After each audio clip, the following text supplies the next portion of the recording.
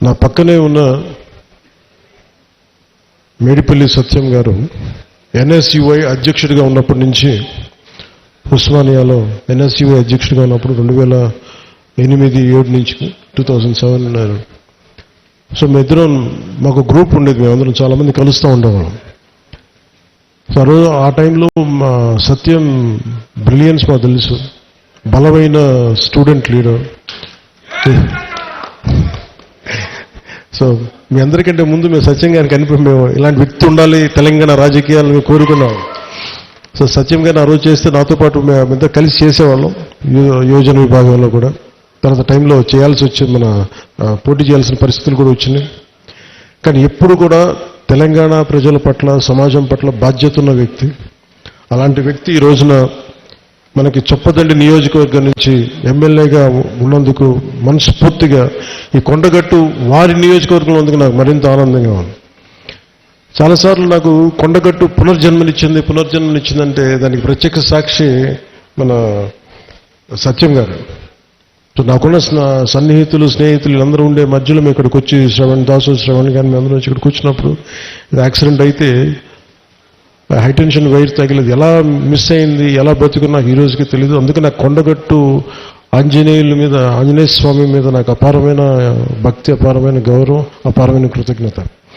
ఈరోజు అర్చక ప్రముఖులు కోరుకున్నారు మాకు ఇక్కడ ఒక దీక్షా విరమణకి శాస్త్రం మనకి ఏదైనా చౌల్ట్రీ ఏదైనా కావాలి, దీనికి ఏదైనా చేయమంటే నేను ఆ రోజు విన్నాను. కానీ అదృష్టవశాత్తు స్వామివారి కటాక్షం ఆశీస్సులు, అక్కడ కూటమి ప్రభుత్వం రావటం, నారా చంద్రబాబు నాయుడు గారి నాయకత్వంలో మేమందరం కలిసి పనిచేయటం, గౌరవ ప్రధానమంత్రి మోదీ గారి సహకారం, మేమందరం కలిసి పనిచేయటం అంటే ఇంతమంది కలిసిన ఆశీస్సులు మేము ఏ విధంగా రుణం తీర్చుకోవాలని అనడానికి ఈ రోజున మనం ఈ కార్యక్రమాన్ని మనం చూస్తా ఉన్నాం.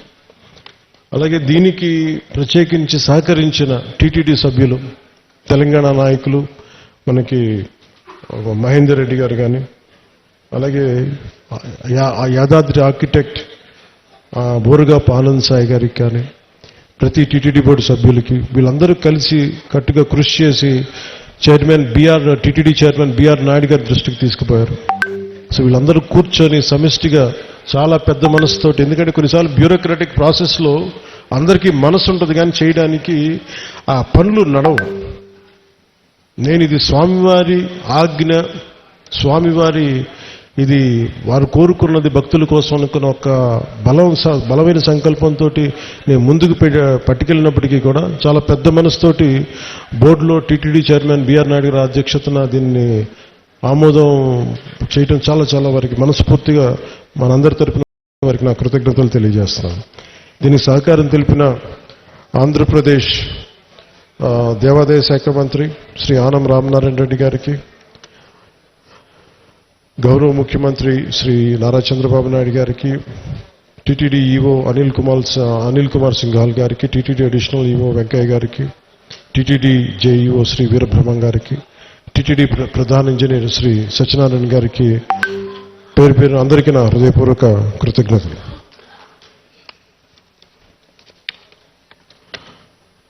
ఈ కార్యక్రమానికి ప్రత్యేకించి మేడం శ్రీమతి Shailaja Ramaiyer, revenue endowments, handloom, textile, handicraft శాఖ ప్రిన్సిపల్ సెక్రటరీ గారికి నా ప్రత్యేక ధన్యవాదాలు. కలెక్టర్ అండ్ జిల్లా మేజిస్ట్రేట్ జగిత్యాల శ్రీ సత్యప్రసాద్ గారికి, తెలంగాణ దేవాదాయ విభాగం కమిషనర్ శ్రీ ఎస్ హరీష్ గారికి, అసలు దీనికి సంబంధించి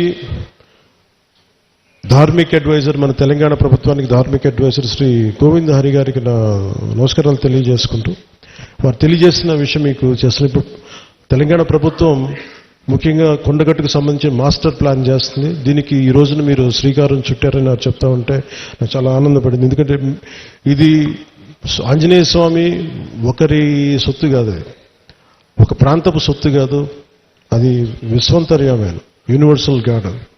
సో అలాంటి స్వామివారికి సేవ చేసుకునే భాగ్యంలో భాగంగా మాకు ఈ భాగ్యం కలగటం చాలా ఆనందంగా ఉంది. అలాగే మన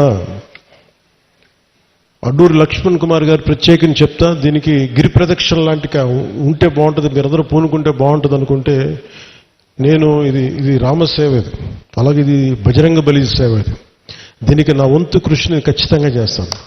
నేను కోరుకుంటుంది కూడా అందరితోటి డబ్బులు ఒక్కటే ప్రధానం కాదని.